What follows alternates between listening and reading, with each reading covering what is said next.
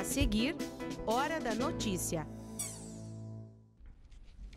Uma disputa judicial entre Sindicato dos Comerciários e Sincogêneros em Passo Fundo. Assunto para o quadro Fatos de hoje.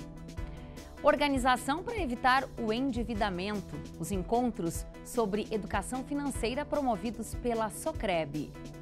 O Comitê do Rio Passo Fundo vai eleger no dia 14 o presidente e o vice-presidente. Aqui no estúdio, nós vamos conversar com o atual presidente, Claudir Alves, que está deixando o cargo. E ainda vamos começar a exibir uma série de reportagens sobre o valor do trabalho artesanal. São sugestões de presentes para o Natal. Hoje é segunda-feira, é 10 de dezembro, é hora da notícia.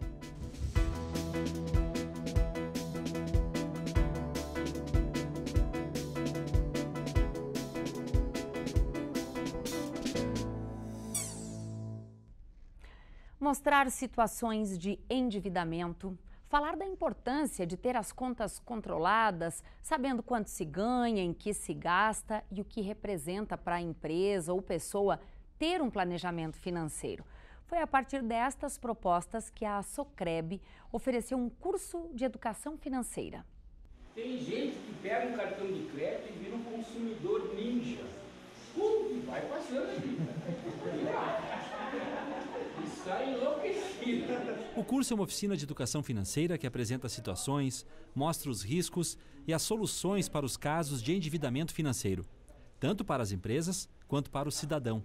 É um curso para orientar as pessoas no planejamento da gestão dos seus orçamentos domésticos. É muito fácil as pessoas simplesmente passarem um cartão e esperar depois que, quando vier a fatura, ela vá gerenciar, né, essas dívidas do cartão de crédito. Geralmente a decisão equivocada que se toma é pagar o valor mínimo da fatura e deixar um saldo residual sobre uma taxa de juros extremamente exorbitante. É bom aqui destacar que as taxas de juros do cartão de crédito, do rotativo do cartão de crédito, são altíssimas, giram em torno de 425% ao ano.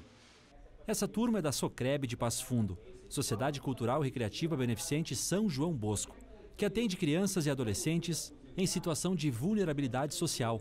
A aula de educação financeira é uma ação que reforça a importância de se ter responsabilidade nos atos de compra, porque é algo que, se não for controlado, terá consequências graves na vida da pessoa. Então o que eu vou fazer com o meu déficit? Primeiro, prioridade, pagar, negociar as dívidas da melhor maneira possível. Não esquecer que nós temos em janeiro IPTU, IPVA, seguro do carro e material escolar. Há muita oferta, né? E hoje, com a crise, todo mundo, o dinheiro é curto, né? E essa iniciativa do professor é excelente, porque conscientiza as pessoas, sensibiliza o olhar que você precisa se organizar e como ele mesmo falar, gastar, poupar para poder investir. O professor Ginês destaca que uma atividade de extensão como essa integra as ações nacionais de educação financeira, porque é um trabalho de ferramenta de inclusão social, que melhora a vida do cidadão e promove, se bem aplicada, uma situação de estabilidade ao indivíduo. A ideia da educação financeira é educar as pessoas, organizar de forma mais disciplinada, organizada, o seu orçamento doméstico, de forma inteligente, para evitar justamente situações de inadimplência e de endividamento pessoal.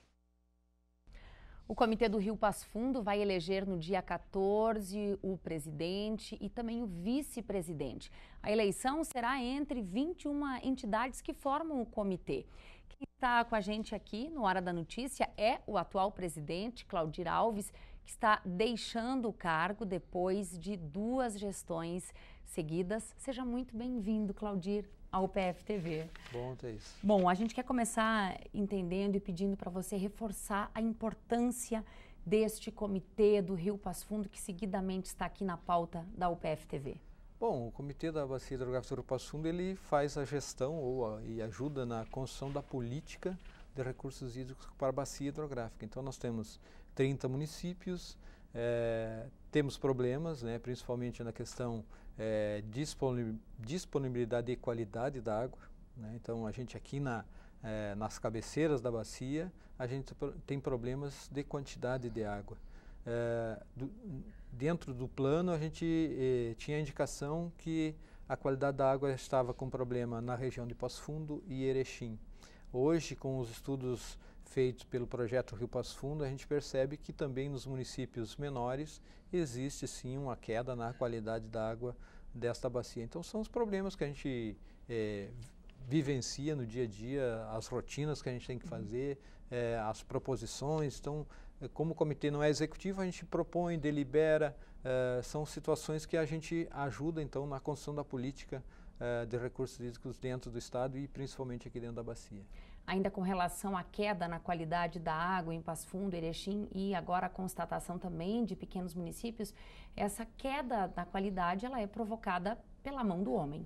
Sim, com toda certeza, Thaisa, na verdade a falta de consciência ou de orientação de nós humanos que praticamos algo que deveria ser melhor gerido, fazer uma gestão melhor disso. A gente acaba jogando resíduos sem tratamento para dentro do rio e todo um cuidado que é necessário, e aquilo que a gente fala da educação ambiental é fundamental ainda para melhor desenvolver essas atividades. Que avaliação você faz dos seus 2 mandatos à frente do comitê?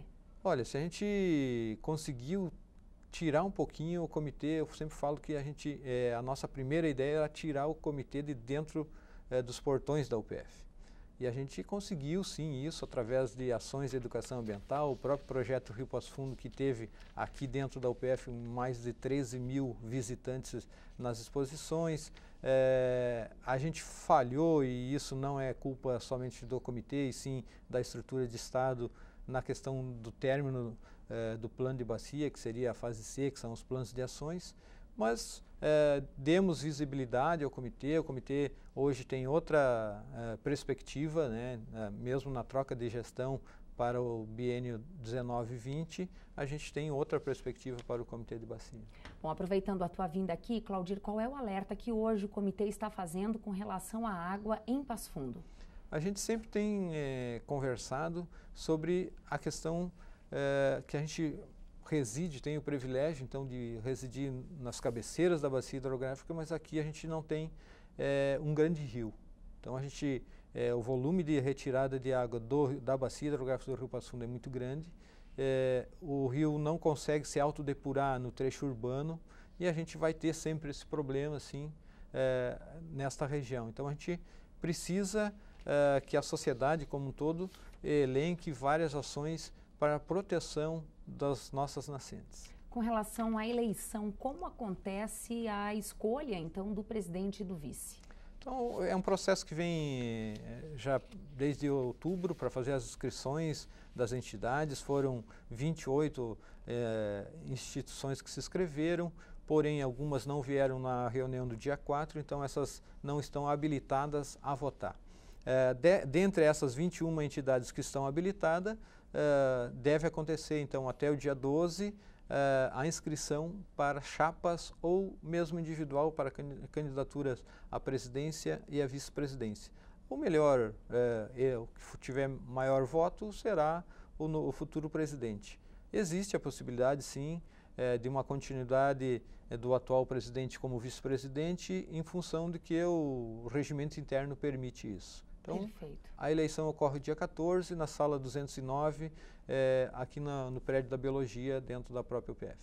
Muito obrigada, boa sorte aí ao comitê e a você também. Obrigada, Claudir. Obrigado. Obrigada.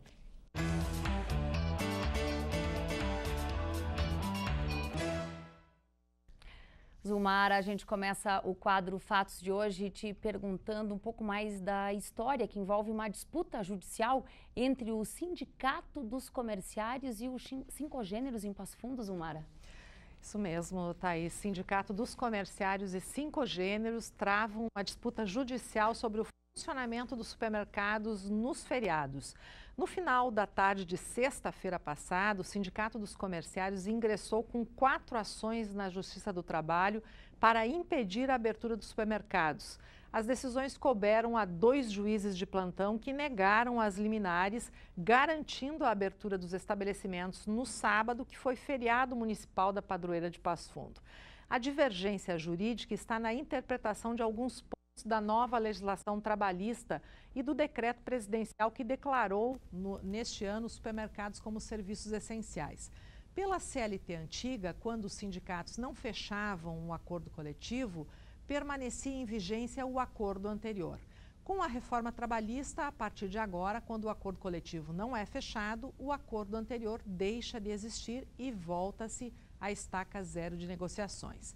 Em agosto, os dois sindicatos tentaram e chegaram a estabelecer que os feriados que seriam fechados até o fim do ano estabeleceram essa regra, mas também não foi adiante. A questão está na forma que o colaborador será compensado pelo trabalho. Os comerciários querem que a folga seja na semana seguinte e os Sincogêneros reivindica flexibilização para que também possa dar folga na semana anterior para não ter problema na escala. Essa divergência entre os dois sindicatos não vai atrapalhar os feriados de fim de ano. Os supermercados estarão fechados, como tradicionalmente ocorre nos dias 25 de dezembro e 1º de janeiro de 2019. Para o ano que vem, bom, isso dependerá de negociações que agora voltaram à estaca zero. Obrigada, Zumara. A gente espera por você amanhã com assuntos que dizem respeito à economia, política e tudo mais de importante que está acontecendo aqui. Até amanhã. Obrigada, Thais. até amanhã. E olha, a gente preparou uma série de reportagens sobre o valor do trabalho artesanal. São sugestões de presentes para o Natal que nós vamos mostrar daqui a pouquinho.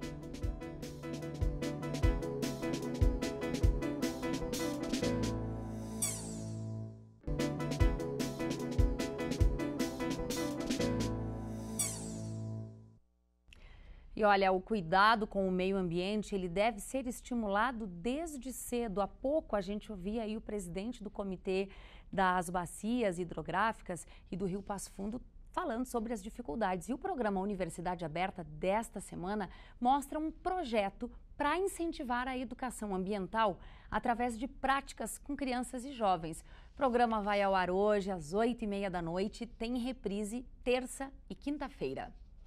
Mais um curso de doutorado aqui da UPF foi aprovado pela CAPES, Coordenação de Aperfeiçoamento de Pessoal em Nível Superior. O doutorado em Bioexperimentação em Medicina Veterinária vai começar a ser oferecido no 2º semestre do ano que vem. O novo curso de doutorado da UPF já é o 8º da instituição. A semana começou com tempo seco e temperaturas em elevação, mas o tempo muda a partir de quarta-feira. Veja os detalhes na previsão.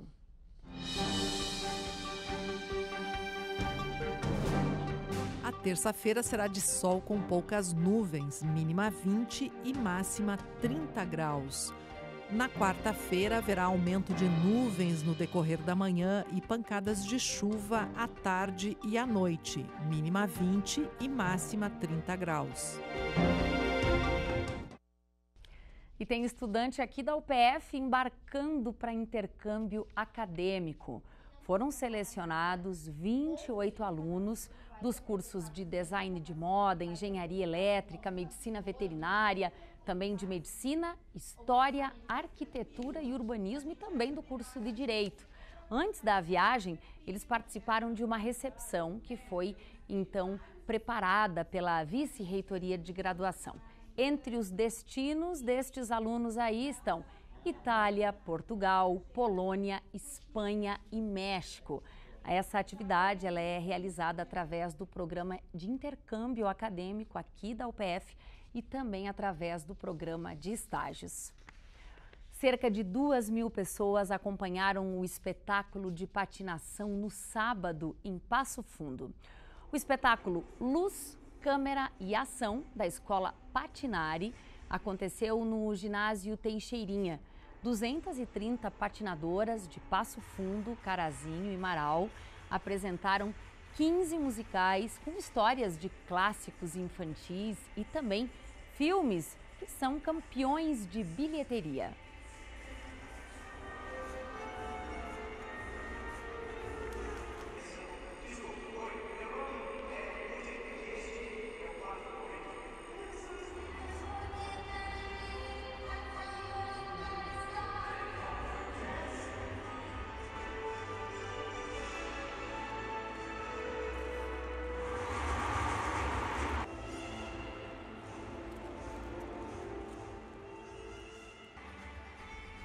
E a partir de hoje nós vamos apresentar uma série de reportagens para dar ainda mais valor ao trabalho artesanal. São sugestões de presentes de Natal únicos. E a gente começa mostrando a produção de bonecas de pano.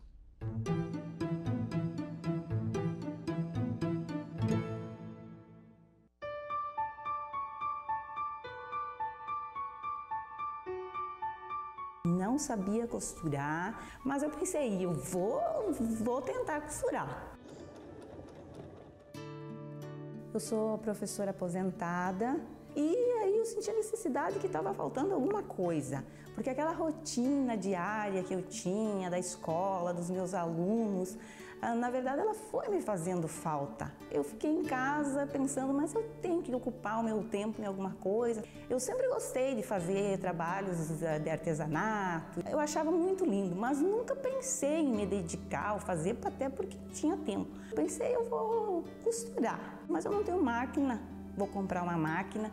Até eu pensei, eu não vou comprar uma máquina assim nova, porque só conheço máquina de costura da minha avó, uma maquinazinha manual, de ferro. E comprei uma máquina de segunda mão. Só de ver a máquina já era uma maravilha para mim. Nossa, eu tenho uma máquina. Até parecia que eu sabia fazer, né, que eu era uma costureira profissional. Apesar de eu querer costurar, gostava, mas não estava tão feliz com aquilo ali. Até uma pessoa me disse, quem sabe tu faz alguma coisinha mais menor para ir treinando. E eu disse, sabe que daí eu vou fazer uma bonequinha, eu vou fazer. E aí saiu a primeira bonequinha. E aquela bonequinha, quando eu olhei para ela e vi ela pronta, eu disse, olha, essa bonequinha aí é o meu xodózinho. E a partir daí, então, eu fiz aquela. E eu olhava para ela, mas eu fiz essa bonequinha aqui, eu não acredito que eu consegui fazer uma boneca. E fui guardando todas as bonequinhas que eu ia fazendo. Não queria vender e todo mundo me pedindo, né? Mas, vai vender a boneca? Eu disse, não, ainda não. Eu queria as bonecas para mim, porque aquilo ali era uma coisa que eu fiz. Contrariada mesmo, eu acabei, então, vendendo algumas bonecas. Então, nesse período de 1 ano e alguns meses por aí, consegui comprar mais 3 máquinas, fui adquirindo as coisas para ir montando um espaço. Que daí não era mais uma alegria só para mim, eu pude compartilhar aquilo com as outras pessoas, né? Quando uma pessoa leva uma boneca, ela está levando todo aquele amor que a gente deposita no trabalho, tudo é pensado. Às vezes demora um tempão para decidir roupinha, cabelinho. Quando a bonequinha tá pronta, que tu olha ela aqui, ela tá prontinha, acabei. Ela vai receber carinho, ela vai fazer parte de uma vida, às vezes, uma criança ou até depois que ela for adulta, né? Mas principalmente as crianças, de dar uma alegria para uma criança e ver que elas gostaram. É a realização total.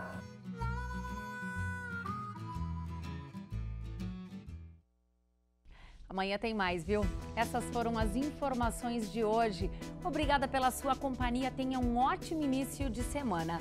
A gente te espera amanhã, de novo ao vivo, ao 12h30. Até lá!